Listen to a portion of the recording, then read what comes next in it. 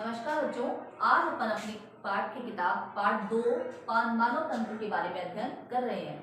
सबसे पहले आपको पता होना चाहिए कि हमारे शरीर की संरचनात्मक और क्रियात्मक इकाई कोशिका है और कोशिकाओं के समूह को ऊतक कहते हैं, ऊतकों के समूह को अंग कहते हैं और अंगों के समूह को तंत्र कहते हैं।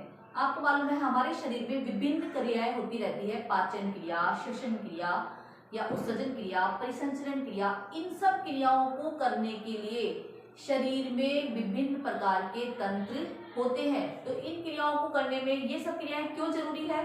ये जैव क्रियाएं हैं। किसी भी व्यक्ति के जिंदा रहने के लिए, जीवित रहने के लिए उसमें पाचन, श्वसन, परिसंचरण, किसी भी सजीव की, आप समझ सकते हैं, किसी भी सजीव को जीवित रहने के लिए इन सब क्रियाओं का होना आवश्यक है।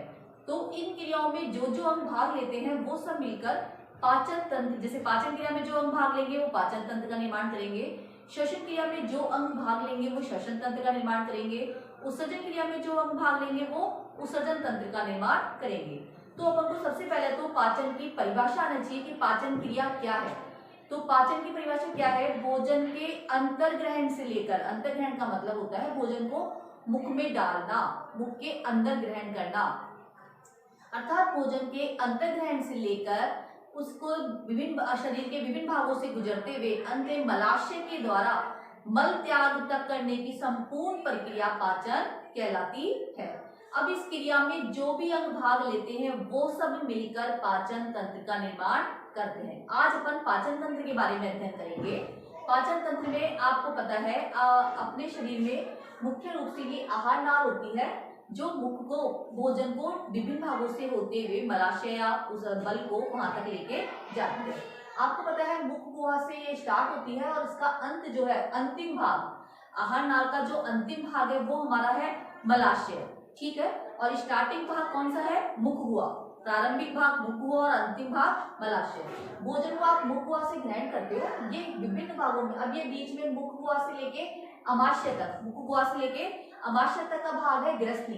ग्रसनी और ग्रसिका से खाना, जो ग्रसिका होती है हमारी, ग्रसिका जैसे है तो ग्रसिका से खाना अमाशय में पहुंचता है और अमाशय के बाद में फिर अमाशय से छोटी आंत में आता है। देखिए आपको दिख रही है, ये छोटी आंत है और ये जो है वो बड़ी आंत है। तो छोटी आंत में आता है, फिर छोटी आंत से बड़ी आंत में जाता है और वहां से फिर मल बनने के बाद मलाशय में मल एकत्रित किया जाता है। आज अपन पढ़ेंगे मुख गुहा में कौन कौन से अंग है। मुख गुहा में मुख्य रूप से दांत और जीभ। मुख गुहा में मुख्य रूप से दो अंग है, दांत और जीभ। दांतों, आपको पता है दांतों का काम क्या है? हमारे शरीर में भोजन का पाचन दो प्रकार से होता है, यांत्रिक पाचन और रासायनिक पाचन। यांत्रिक पाचन यानी भोजन को यंत्र के द्वारा, मशीन के द्वारा छोटे टुकड़ों में तोड़ना, ठीक है। और रासायनिक पाचन यानी रासायनिक अभिक्रिया होना। तो रासायनिक अभिक्रिया में विभिन्न प्रकार के पाचक एंजाइम्स होते हैं, उनके द्वारा ये रासायनिक पाचन, रासायनिक अभिक्रियाएं संपन्न की जाती है। यहाँ अपन देखेंगे आज। तो यांत्रिक पाचन में दांतों के द्वारा भोजन को छोटे छोटे टुकड़ों में तोड़ा जाता है। अब आपको पता है एक व्यस्क व्यक्ति के शरीर में 32 दांत होते हैं हमारे, जो कि ऊपरा जबड़ा और निचला जबड़ा, दो जबड़े मुंह में पाए जाते हैं। ऊपरी जबड़ा जो है वो तो स्थिर होता है और नीचे वाला जबड़ा गतिशील होता है। आप देखेंगे जबड़ों में, दोनों वसूड़ों में हमारे दांत पाए जाते हैं, जो कुल संख्या 32, ऊपरी जबड़े में 16 और नीचे जबड़े में भी 16। 4 प्रकार के हमारे दांत है, इंसिजर्स, कैनाइन्स, प्रीमोलर्स और मोलर्स। ये 4 प्रकार के दांत है। इंसिजर्स का काम है भोजन को काटना, भोजन को छोटे छोटे टुकड़ों में काटना। कैनाइन्स का काम है भोजन को चीरना। जनरल सी बात है कि चीरने का काम है तो मांसाहारी व्यक्ति में, मांसाहारी जानवर में, मांसाहारी मनुष्य में ज्यादा विकसित होंगे। तो मांसाहारी जितने भी प्राणी होंगे, जैसे कि शेर, चीता, इनमें कैनाइन्स ज्यादा विकसित पाए जाते हैं क्योंकि इनका काम है भोजन को चीरने का। प्रीमोलर्स का, मोलर्स का काम है भोजन को चबाने का। प्रीमोलर्स और मोलर्स का काम है भोजन को चबाने का। इस प्रकार ये चारों प्रकार के दांत हमारे भोजन को पचाने में सहायता, भोजन के टुकड़े करने में मदद करते हैं। अब इनकी संख्या क्या है? आपको पता है अपने ऊपरी जबड़े और दोनों जबड़े, दोनों में संख्या बराबर है। तो इंसिजर्स की संख्या कितनी है? इंसिजर ऊपरी जबड़े में भी 4 है और नीचे जबड़े में भी 4 है।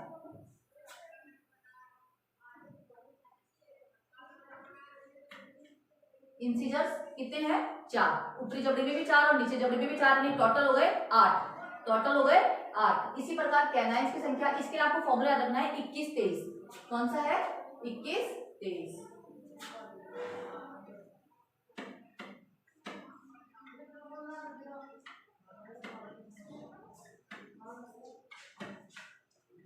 अर्थात ऊपरी जबड़े में भी 4 इंसीजर्स है, नीचे जबड़े में भी 4 इंसीजर्स है।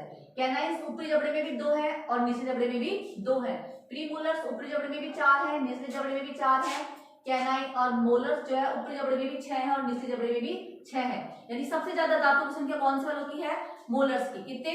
12। ऊपरी जबड़े में भी 6 और निचले जबड़े में भी 6। इंसीजर्स की संख्या और प्रीमोलर्स की संख्या बराबर है, 8। ऊपरी जबड़े में भी 4 है और निचले जबड़े में भी 4 है। और कैनाइन्स की संख्या ऊपरी जबड़े में भी 2 है और नीचे जबड़े में भी 2, अर्थात कुल संख्या हो गई हमारी 32। यानी 21 23 बटा 21 23 और आपको दोनों तरफ 2 से मल्टीप्लाई करना है। इस प्रकार आपको दांतों की संख्या आ जाएगी। दांत आपको पता है अपने 2 बार आते हैं, चूंकि इसलिए अपने द्विवारदंती दांत है। अपने पूरे जीवन काल में दांत 2 बार आते हैं, एक बार दूध के दांत आते हैं जिनको अपन मिल्क टीथ बोलते हैं और बाद में परमानेंट टीथ आते हैं। तो इस प्रकार अपना जो दांतों का बोला जाएगा तो कैसे है अपने दांत? द्विवारदंती। इसके अलावा थीकोडोंट है, मतलब अस्थियों के उसमें घुसे हुए हैं, मसूड़ों में धसे हुए हैं ना अपने दांत, तो इस प्रकार अस्थियों में धसे हुए हैं, इसलिए वो थीकोडोंट है। और इसके अलावा द्विवारदंती है, हिट्रोडोंट है, अलग अलग प्रकार के हैं, क्योंकि सभी प्रकार सारे दांत एक प्रकार के नहीं है, इसलिए ये हिट्रोडोंट यानी असमान प्रकार के हैं। इंसीजर्स, कैनाइन, प्रीमोलर्स, मोलर्स, इनकी सबकी बनावट अलग अलग प्रकार की है। इसलिए अपने दांतों का अगर अपने स्ट्रक्चर आएगा तो कैसा आएगा कि ये द्विवारदंती, थीकोडोंट और हिट्रोडोंट यानी मतलब असमरूप प्रकार के। तो इस प्रकार हमारे दांतों में मुख्य काम है भोजन को बचाने का, भोजन को टुकड़ों में काटने का, सॉरी। और इसके अलावा दूसरा काम है जीभ। अब जीभ को आप देखेंगे तो जीभ का क्या काम है? जीभ भोजन को लार से मिलाती है, जीभ भोजन को लार से मिलाने का काम करती है। जैसे अपन ने खाना खा भी लिया तो बहुत तो ठोस होगा, तो उसको सॉफ्ट बनाने के लिए उसका पानी में एक तरीके से मिलना जरूरी है। तो लार जो है वो लार ग्रंथि के द्वारा स्रावित होती है और इस जीभ जो होती है उस लार को भोजन से मिलाती है। इसके अलावा जीभ का काम है हमारे मुंह की सफाई करना, ठीक है। और जीभ में अलग अलग प्रकार की स्वाद कलिकाएं पाई जाती है। ये स्वाद कलिकाएं हमें भोजन के स्वाद का अनुभव कराती है। जैसे कि हमारे आगे वाले भाग में जो है मीठे और नमकीन की कलिकाएं होती है। थोड़ा पीछे अगर अपन देखेंगे साइड में खट्टे वाली कलिकाएं पाई जाती है और पीछे वाले भाग में कड़ेपन का एहसास करने वाली कलिकाएं पाई जाती है। इस प्रकार हमको भोजन के विभिन्न भागों का स्वाद ज्ञात होता है। तो जीभ का काम है भोजन को लार से मिलाना। इसके अलावा बोलने में भी हमारी सहायता करती है भोजन। जीभ अगर बोल होती है तो भी हम बोल पाते हैं। जीभ हमारे मुख की हुआ की सफाई करती है।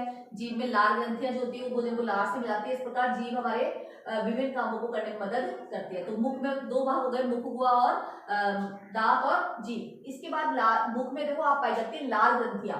लार ग्रंथियां अपने 3 पाई जाती है, 3 जोड़ी। जैसे देखो एक तो ये अपने होती है ऊपरी जब नीचे जबड़े के पास में, एक होती है अपने कर्णमूल ग्रंथि, मतलब कर्ण के पास में। देखो 3 प्रकार की लार ग्रंथियां हैं, कर्णमूल ग्रंथि और अधोजीवा ग्रंथि मतलब जीभ के नीचे, अधोजीवा का मतलब जीभ के नीचे, और अधोमूल मतलब वो जबड़े के पास में, निचले जबड़े के पास में होती है। कर्णमूल ग्रंथि कान के युष्टे के नलिका के पास में पाई जाती है। इस प्रकार 3 जोड़ी हमारे शरीर में लार ग्रंथियां पाई जाती है।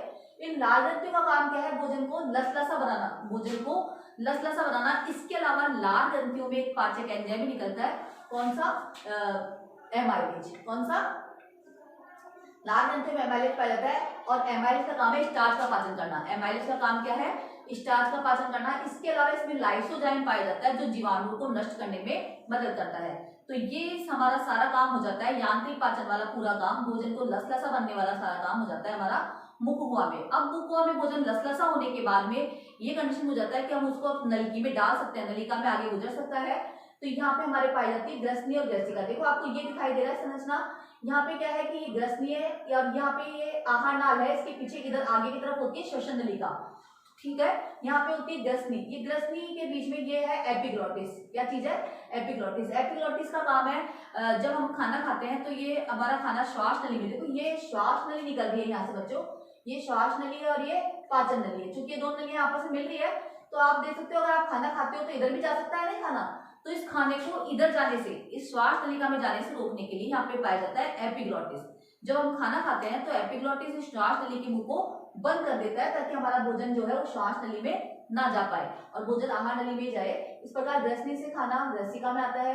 ग्रसिका में क्रमांकुंचन गति होती है। क्रमांकुंचन का मतलब होता है सिकुड़ना और फैलना। ग्रसिका का मुख्य काम यही है कि भोजन को मुखगुआ से अमाशय में पहुंचाना, भोजन को मुखगुआ से अमाशय में पहुंचाना। तो क्रमांकुंचन यानी सिकुड़ने फैलने की गति के मूवमेंट के फलस्वरूप भोजन जो अपन खाते हैं वो गले से होता हुआ, हमारी ग्रसिका से होता हुआ अमाशय में आ जाता है, जिसको अपन पेट बोलते हैं, ठीक है। अमाशय के अब 3 भाग होते हैं। देखो ये जो इसका मेन पार्ट है वो है फंडिक। कौन सा है? फंडिक भाग। फंडिक भाग के अंदर भोजन का मुख्य रूप से पाचन होता है, मतलब इकट्ठा किया जाता है। पाचन तो मुख्य अमाशय में नहीं होता इतना। उसके बाद में ऊपर वाला भाग है, ये होता है हमारा जठर उद्गमी, फिर इधर होता है जठर निर्गमी। अब आप इसको इंग्लिश में याद रखिए, जैसे फंडिक भाग, पाइलोरिक भाग और जनरल भाग। तो इस वजह से जैसे ही भोजन आता है तो यहाँ से भोजन अमाशय में आता है। अमाशय में कुछ समय के लिए भोजन स्टोर किया जाता है। एक बार हम खाना खा लेते हैं तो कम से कम हमको 4 घंटे के बाद खाना खाना चाहिए। अमाशय में भोजन बढ़ जाता है, अमाशय में भोजन का धीरे धीरे मूवमेंट चलता रहता है और यहाँ से फिर भोजन आ जाता है छोटी आंत में। ठीक है, अब अपन इसके बाद कल पढ़ेंगे। नमस्कार।